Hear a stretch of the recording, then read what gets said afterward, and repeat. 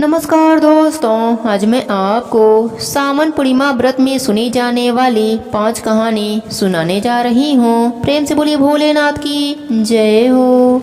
द्वापर युग में एक समय की बात है कि यशोदा जी ने कृष्ण जी से कहा कि हे कृष्ण, तुम सारे संसार के उत्पन्न करता, पोषक करता तथा उनके संहार करता हो। आज कोई ऐसा व्रत मुझसे कहो जिसके करने से मृतलोक में स्त्रियों को विधवा होने का भय न रहे तथा यह व्रत सभी मनुष्यों की मनोकामनाएं पूर्ण करने वाला हो। भगवान श्री कृष्ण कहने लगे कि हे माता, तुमने अति सुंदर प्रश्न किया है। मैं तुमसे ऐसे ही व्रत को सविस्तार कहता हूँ। सौभाग्य की प्राप्ति के लिए स्त्रियों को 32 पूर्णिमा का व्रत करना चाहिए। इस व्रत को करने से स्त्रियों को सौभाग्य संपत्ति मिलती है। यह व्रत अचल सौभाग्य को देने वाला एवं भगवान शिव जी के प्रति मनुष्य मात्र की भक्ति को बढ़ाने वाला है। यशोदा जी कहने लगी, हे कृष्ण, सर्वप्रथम इस व्रत को मृतलोक में किसने किया था, इसके विषय में विस्तार पूर्वक मुझसे कहो। भगवान कृष्ण ने अपने माता से कहा कि इस भूमंडल पर एक अत्यंत प्रसिद्ध राजा चंद्रहास से पतित अनेक प्रकार के रत्नों से परिपूर्ण कतिका नाम की एक नगरी थी। वहाँ पर धनेश्वर नाम का एक ब्राह्मण रहता था। उसकी स्त्री अति सुशील रूपवती थी। दोनों ही उस नगरी में बड़े प्रेम के साथ रहते थे। घर में अन्न धन आदि की कमी न थी। उनको एक बड़ा दुख था कि उनके कोई भी संतान न थे। इस दुख से वह अत्यंत ही दुखी रहते थे। एक समय एक बड़ा तपस्वी योगी उस नगरी में आया। वह योगी उस ब्राह्मण के घर को छोड़कर अन्य सब घरों से भिक्षा लाकर भोजन किया करता था। रूपवती से वह भिक्षा नहीं लिया करता था। उस योगी ने एक दिन रूपवती से भिक्षा न लेकर किसी अन्य घर से भिक्षा लेकर गंगा किनारे जाकर भिक्षान को प्रेम पूर्वक खा रहा था कि धनेश्वर ने योगी का यह सब कार्य किसी प्रकार से देखा। अपनी भिक्षा के अनादर से दुखी होकर धनेश्वर योगी से बोला, महात्मा जी, आप सब घरों से भिक्षा लेते हैं परंतु मेरे घर की भिक्षा कभी नहीं लेते, इसका क्या कारण है? योगी ने कहा कि निसंतान के घर की भीख पतितों के अन्न के तुल्य होती है और जो पतितों का अन्न खाता है वह भी पतित हो जाता है। चूंकि तुम निसंतान हो अतः पतित हो जाने के भय से मैं तुम्हारे घर की भिक्षा नहीं लेता हूँ। धनेश्वर यह बात सुनकर अपने मन में बहुत दुखी हुआ और हाथ जोड़कर योगी के पैरों पर गिर पड़ा तथा दुखी भाव से कहने लगा, हे महाराज, यदि ऐसा है तो आप मुझे पुत्र प्राप्ति का उपाय बताइए। आप सर्वज्ञ हैं, मुझ पर अवश्य यह कृपा कीजिए। धन की मेरे घर में कोई कमी नहीं परंतु मैं पुत्र न होने के कारण अत्यंत ही दुखी हूँ। आप मेरे इस दुख का हरण करें, आप सामर्थ्यवान हैं। यह सुनकर योगी कहने लगा, हे ब्राह्मण, आप चंडी की आराधना करो। ब्राह्मण घर आकर उसने अपने पत्नी से सब वृतांत कहा और तप करने के लिए वन में चला गया।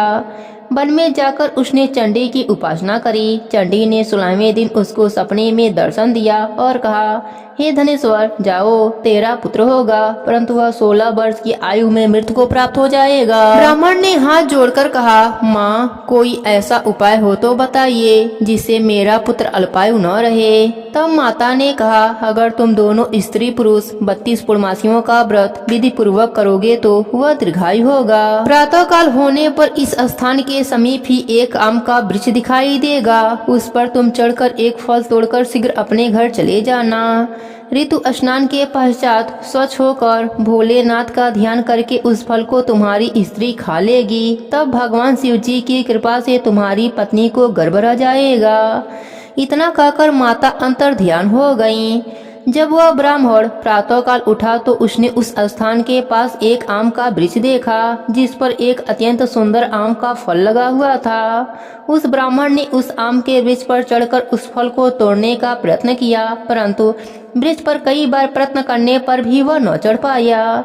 तब उस ब्राह्मण को बहुत चिंता हुई और विघ्न विनायक श्री गणेश जी का वंदना करने लगा। हे दयानिधे, अपने भक्तों के विघ्नों का नाश करके उसके मंगल कार्य को करने वाले, दुष्टों का नाश करने वाले, रिद्धि सिद्धि को देने वाले, आप मुझ पर कृपा करें। मुझे इतना बल दें कि मैं अपने मनोरथ को पूर्ण कर सकूं। इस प्रकार गणेश जी की प्रार्थना करने पर उनकी कृपा से ब्राह्मण वृक्ष पर चढ़ गया और उसने एक अति सुंदर आम का फल देखा। उसने विचार किया कि जो वरदान से फल मिला था वह यही है और कोई फल दिखाई नहीं देता। उस ब्राह्मण ने जल्दी से फल को तोड़ा और घर आकर अपनी स्त्री को दे दिया। उसकी स्त्री ने अपने पति के कहे अनुसार उस फल को खा लिया और वह गर्भवती हो गई। देवी जी की असीम कृपा से उसे एक अत्यंत सुंदर पुत्र उत्पन्न हुआ, जिसका नाम उन्होंने देवी दास रखा। माता पिता के हर्ष और शोक के साथ वह बालक शुक्ल पक्ष की चंद्रमा की भांति अपने पिता के घर में बढ़ने लगा। भवानी की कृपा से वह बालक बहुत ही सुंदर, सुशील और विद्या पढ़ने में बहुत ही निपुण हो गया। दुर्गा जी की आज्ञा अनुसार उसकी माता ने 32 पूर्णिमा का व्रत रखना आरंभ कर दिया था, जिससे उसका पुत्र बड़ी आयु वाला हो जाए। 16वां वर्ष लगते ही देवी दास के माता पिता को बड़ी चिंता हो गई कि कहीं उसके पुत्र की इस वर्ष मृत्यु न हो जाए। इसलिए उन्होंने अपने मन में विचार किया कि यदि यह दुर्घटना उनके सामने हो गई तो वह कैसे सहन कर सकेंगे। तब उन्होंने देवी दास के मामा को बुलाया और कहा कि देवी दास 1 वर्ष तक काशी में जाकर विद्या अध्ययन करेगा और उसको अकेला कभी मत छोड़ना और 1 वर्ष के बाद इसको घर लाना। ब्राह्मण और उसकी पत्नी ने अपने पुत्र की मंगल कामना के लिए दुर्गा माता की आराधना और पूर्णिमा का व्रत करना आरंभ कर दिया था। इधर मामा और भांजा रात्रि बिताने के लिए एक गांव में ठहरे। उस दिन उस गांव में एक ब्राह्मण की अत्यंत सुंदरी गुणवती कन्या का विवाह होने वाला था। संयोगवश होने वाला दूल्हा काना था। यह बात वर के पिता ने छिपा कर रखी थी। उसने जब देवी दास को देखा तो सोचा इसी से कन्या का लग्न करा देता हूँ और विदाई अपने बेटे के साथ करा दूंगा। वह इस बात को लड़के के मामा से बोले। वह तैयार हो गए। देवी दास का विवाह संपन्न हो गया। विवाह कार्य समाप्त होने के बाद भोजन करने वर और वधू बैठे। देवी दास उस कन्या के बारे में सोचकर रोने लगा।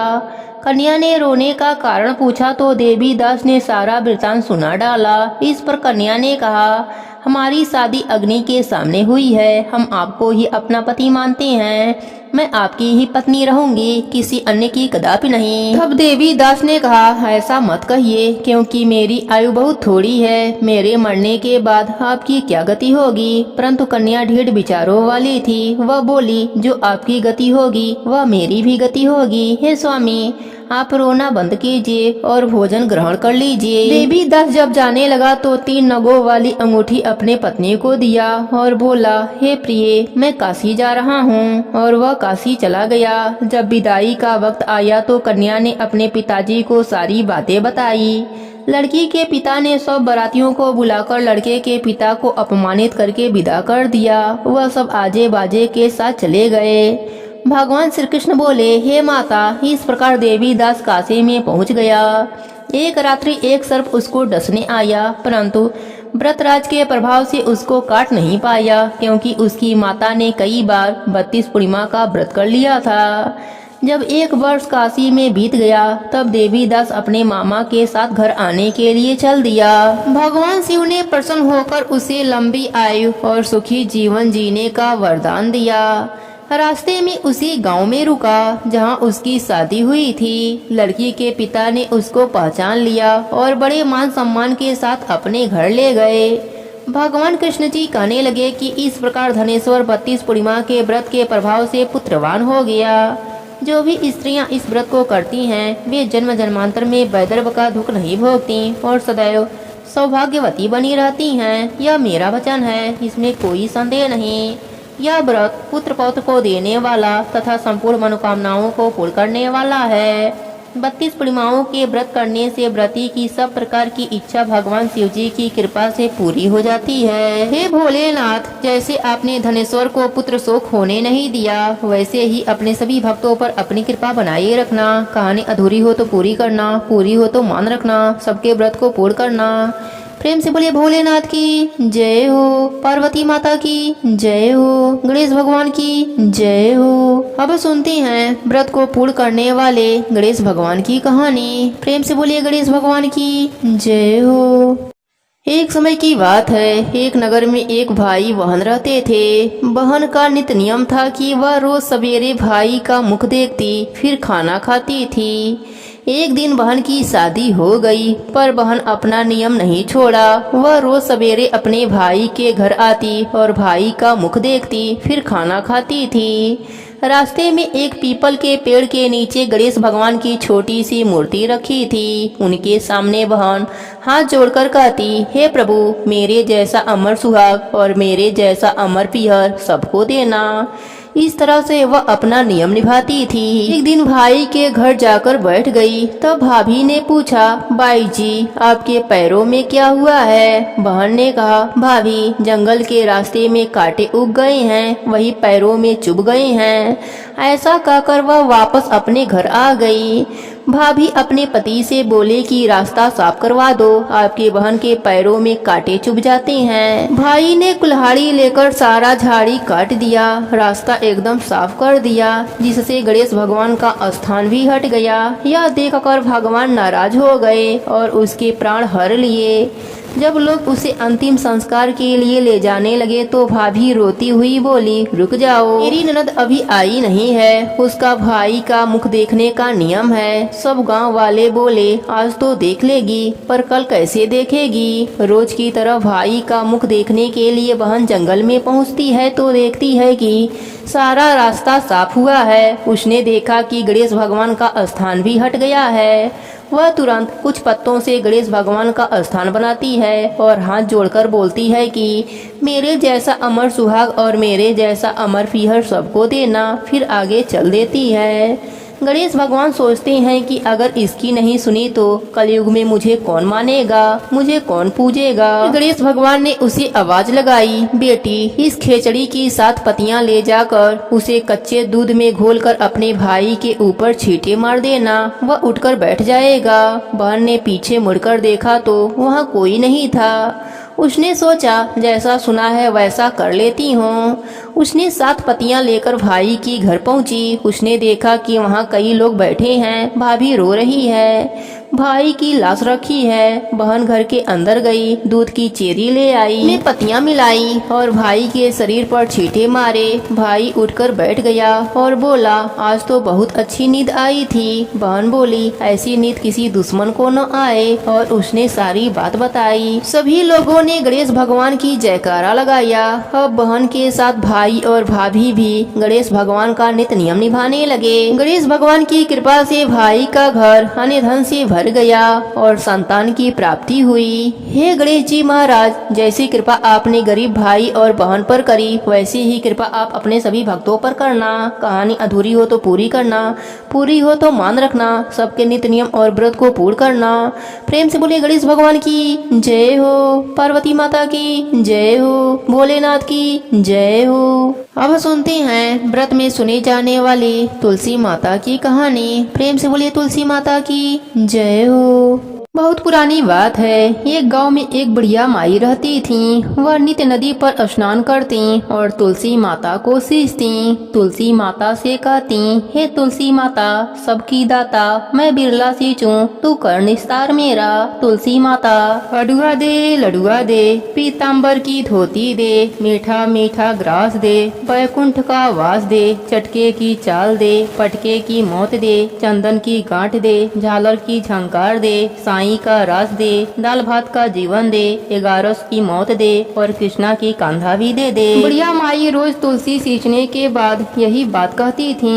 उनकी बात सुनकर तुलसी माता सूखने लगी। एक दिन भगवान हरि ने पूछा, हे प्रिय, इतनी औरतें तुम्हें सींचती हैं, मीठा भोग लगाती हैं, गीत सुनाती हैं, फिर भी तुम क्यों सूख रही हो?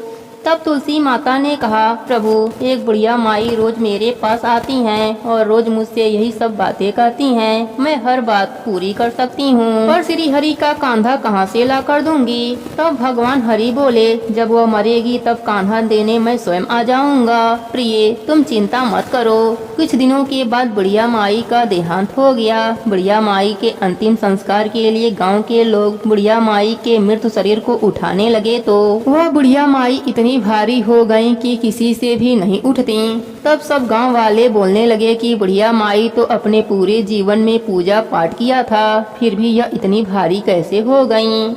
तभी उधर से बूढ़े ब्राह्मण के रूप में भगवान हरि स्वयं वहाँ आए और पूछने लगे कि क्या हुआ। तब सभी कहने लगे, बुढ़िया माई का शरीर उठ नहीं रहा, लगता है यह पाप भी बहुत करती थीं, इसलिए यह मरने के बाद भारी हो गई हैं। तब भगवान के रूप में प्रभु बोले, मुझे इसके कान में एक बात कहने दो, शायद उठ जाए। लोग बोले, ठीक है, आप भी प्रयास कर लो। भगवान बुढ़िया माई के कान में कहने लगे, बुढ़िया माई, मन की निकाल ले, अड़ुआ ले, गड़ुआ ले, पीताम्बर की धोती ले, मीठा मीठा ग्रास ले, बैकुंठ का वास ले, चटके की चाल ले, पटके की मौत ले, चंदन की गांठ ले, झालर की झंकार ले, दाल भात का जीवन ले, एकादशी की मौत ले, और ले श्री हरि का कांधा भी ले। इतना कहते ही बुढ़िया माई हल्की हो गईं। भगवान अपने कंधे पर उसे ले गए। बुढ़िया माई को मुक्ति मिल गई और वह श्री हरि के साथ बैकुंठ धाम को चली गयी। हे तुलसी माता, जैसे आपने बुढ़िया माई पर अपनी कृपा करी, वैसे ही अपने सभी भक्तों पर अपनी कृपा बनाए रखना। कहानी अधूरी हो तो पूरी करना, पूरी हो तो मान रखना, सबके नित्य नियम और व्रत को पूर्ण करना। प्रेम से बोलिए तुलसी माता की जय हो, विष्णु भगवान की जय हो। अब सुनते हैं पूर्णिमा व्रत में सुनी जाने वाली धर्मराज जी महाराज की कहानी। प्रेम से बोलिए धर्मराज जी की जय हो। बहुत समय पहले एक गांव में हरिहर नाम का एक ईमानदार किसान रहता था। उसकी 2 बेटियां थीं। बड़ी का नाम था सरस्वती और छोटी का नाम था गौरी। किसान ने अपनी सामर्थ्य के अनुसार दोनों बेटियों की परवरिश की और उन्हें अच्छे संस्कार दिए। समय बीतता गया और दोनों बेटियां विवाह योग्य हो गईं। सौभाग्यवश बड़ी बेटी सरस्वती का विवाह एक बड़े व्यापारी के घर में हो गया। उस घर में धन दौलत की कोई कमी न थी। वहीं दूसरी ओर छोटी बेटी गौरी का विवाह एक साधारण किसान के घर हुआ, जो खुद मेहनत करके पेट पालता था। सरस्वती जब शहरी वातावरण में ऐश्वर्य में रहने लगी थी, उसके पास नौकर, चाकर, सुंदर वस्त्र और हर सुख सुविधा थी, लेकिन इसके साथ साथ उसमें धीरे धीरे अहंकार भी आ गया। वहीं गौरी अपने पति के साथ दिन रात खेतों में काम करती। उसके पास भरपेट भोजन भी मुश्किल से होती थी, परंतु उसका दिल साफ और श्रद्धापूर्ण था। वह प्रतिदिन सुबह धर्मराज जी का पूजा करती, धर्मराज जी के कहानी का नित्य नियम निभाती और अपने भाग्य को स्वीकार करते हुए प्रभु पर विश्वास रखती। कुछ वर्षों के बाद एक दिन सरस्वती के मन में विचार आया कि क्यों न अपने बहन को बुलाकर उसके हाल चाल पूछें। उसने संदेशा भिजवाया। गौरी खुशी खुशी अपने बहन के घर पहुंची। वह साधारण वस्त्रों में थके कदमों से सादगी के साथ आई थी। सरस्वती ने अपने बहन को ऊपर से अपनापन दिखाया, पर भीतर से उसे उसकी गरीबी से घृणा हो रही थी। उसने गौरी को नौकरों वाले कमरे में सुलाया और रूखा व्यवहार किया। भोजन भी बचा खुचा दिया। गौरी ने फिर भी कुछ नहीं कहा। वह मुस्कुराकर सब सहती रही। रात को वह धर्मराज जी की पूजा करके सो गई और बोली, हे धर्मराज जी, आप न्याय के देवता हैं, जो जैसा करे उसे वैसा फल दें। मेरी बहन ने मुझे दुत्कारा, फिर भी मैं उससे द्वेष नहीं करती, बस उसे सद्बुद्धि दीजिए। उसी रात सरस्वती के सपने में एक तेज प्रकाश हुआ। धर्मराज जी स्वयं प्रकट हुए। उनके नेत्र अग्नि जैसे तेजस्वी और स्वर गंभीर था। उन्होंने कहा, हे सरस्वती, तूने अपने ही बहन को अपमानित किया, यह अधर्म है। तू ऐश्वर्य में चूर होकर दीन को तुच्छ समझने लगी है, तो यह मत भूल कि जो धन है वह भी ईश्वर की ही देन है। धर्मराज जी की बारी सुनकर सरस्वती घबरा गई। वह नींद से जागी, लेकिन मन भय से कांप रहा था। सुबह उठकर उसने अपने बहन से क्षमा मांगी, लेकिन गौरी ने उसे पहले ही क्षमा कर दिया था। गौरी जब अपने गांव लौटी तो रास्ते में उसे एक साधु मिले। वे कोई साधारण साधु नहीं, स्वयं धर्मराज जी ने साधु का रूप धारण किया था। साधु ने कहा, बेटी, तूने अपमान सहकर भी अपने हृदय में किसी के लिए द्वेष नहीं रखा। मैं तुझसे प्रसन्न हूँ। यह ले, यह कृपा कलश ले जा और प्रतिदिन इसका एक बूंद जल अपने घर में छिड़कना। गौरी ने श्रद्धा से कलश ले लिया और रोज उसके जल से घर में छिड़काव करने लगी। कुछ ही दिनों में चमत्कार होने लगे। सूखा खेत हरा भरा हो गया। घर में अन्न से भरे भंडार अपने आप प्रकट हो गए। पशु दूध देने लगे और घर सुख शांति से भर गया। गांव वाले अचंभित थे। जो घर पहले निर्धनता से जूझ रहा था, अब वहाँ हर ओर समृद्धि थी। गौरी फिर भी विनम्र बनी रही। उसने किसी को भी घमंड नहीं दिखाया। उधर सरस्वती को अपने किए का पछतावा हुआ। वह गौरी के पास गई और कहा, बहन, मैंने तुझे छोटा समझा, अब समझ में आया कि बड़ा वही होता है जिसमें विनम्रता हो, श्रद्धा हो और धर्म का पालन हो। गौरी मुस्कुराई और बोली, दीदी, जो कुछ भी हुआ धर्मराज जी की कृपा से हुआ। उन्होंने मुझे सिखाया कि सच्चा सुख त्याग, श्रद्धा और सहनशीलता में है। अब दोनों बहन मिलकर धर्मराज जी का नित्य नियम निभाने लगी। धर्मराज जी का नित्य नियम निभाने से दोनों बहनों को यह लोक पर सुखों की प्राप्ति हुई और मरने के बाद स्वर्ग लोक का सुख मिला। हे धर्मराज जी महाराज, जैसी कृपा आपने दोनों बहनों पर करी, वैसी ही कृपा आप अपने सभी भक्तों पर करना। कहानी अधूरी हो तो पूरी करना, पूरी हो तो मान रखना, सबके नित्य नियम को पूर्ण करना। प्रेम से बोली धर्मराज जी की जय हो। एक गांव में दो भाई रहते थे। बड़े भाई की पत्नी थी जेठानी और छोटे भाई की पत्नी थी देवरानी। दोनों साथ रहती थी, लेकिन स्वभाव में जमीन आसमान का फर्क था। जेठानी घमंडी और दिखावटी थी, पूजा पाठ तो करती थी पर दूसरों को नीचा दिखाने के लिए। वहीं देवरानी सीधी साधी पर मन से बहुत भक्त और दयालु थी। वह हर किसी की मदद करती, भूखों को खाना देती, सच्चे मन से धर्मराज जी के कहानी का नित्य नियम निभाती थी। एक दिन गांव में अकाल पड़ा, लोग भूखे प्यासे हो गए। तब भी जेठानी अपने भोग की थाली सजाकर रोज धर्मराज जी को चढ़ावा चढ़ाती और कहती, मैं तो सबसे बड़ी भक्त हूँ। वहीं देवरानी खुद आधा पेट खाकर बाकी अनाज जरूरतमंदों में बांट देती। कुछ समय के बाद दोनों बहुओं की मृत्यु हो गई। स्वर्गलोक में धर्मराज जी ने अपने लेखे जोखे देखे। जेठानी ने बहुत पूजा की थी पर दिखावे की, देवरानी ने कम पूजा की पर मन से सेवा और दया का काम किया। धर्मराज जी ने फैसला सुनाया, जेठानी को नरक में और देवरानी को स्वर्गलोक में स्थान मिले। जेठानी ने आश्चर्य से पूछा, मैंने तो रोज पूजा की, उपवास किया, फिर मुझे नरक क्यों? धर्मराज जी ने मुस्कुराकर कहा, धर्म केवल कर्म कांड से नहीं, सच्चे मन और सेवा से होता है। देवरानी ने भूखे को भोजन दिया, दुखी को सहारा दिया, यही सच्चा धर्म है। हे धर्मराज जी महाराज, जैसी कृपा आपने देवरानी पर करी, वैसे ही कृपा आप अपने सभी भक्तों पर करना। कहानी अधूरी हो तो पूरी करना, पूरी हो तो मान रखना, सबके नित्य नियम और व्रत को पूर्ण करना। प्रेम से बोलिए धर्मराज जी की जय हो।